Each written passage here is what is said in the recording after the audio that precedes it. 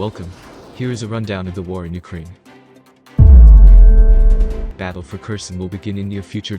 As we have reported, Russia last night told citizens to evacuate, as officials warned of Ukrainian attacks on the southern occupied region of Kherson. Russian-installed regional official Kirill Stromysov said the battle for Kherson will begin in the very near future, in a statement on Telegram overnight. In the last hour, Mr. Stromysov said the situation is unchanged. The defense on the outskirts of the Kherson region stands still and is ready to repel any attacks of the Ukro-Nazi mercenaries.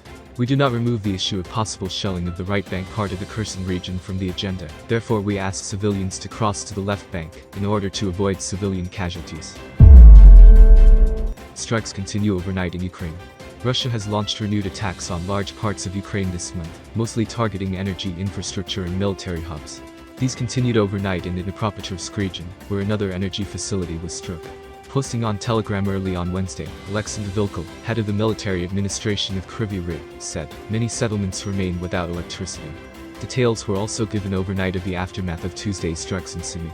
Regional Governor Dmytro Zhivitsky said 2 were killed in the last 24 hours, after 64 missiles were launched at the region. Situation in Kherson difficult as Russia confirms evacuations.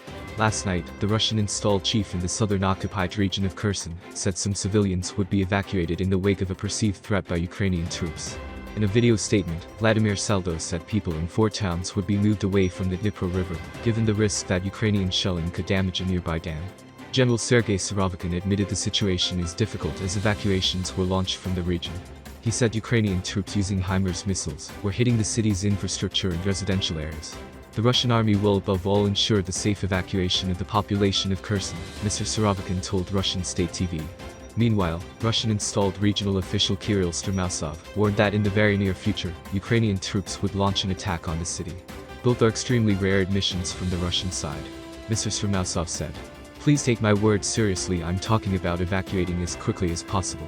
He added that people on the river Dnipro's west bank are most at risk. Russia captured the city of Kherson largely unopposed in the early days of the invasion, and it remains the only major Ukrainian city that Moscow's forces have seized intact.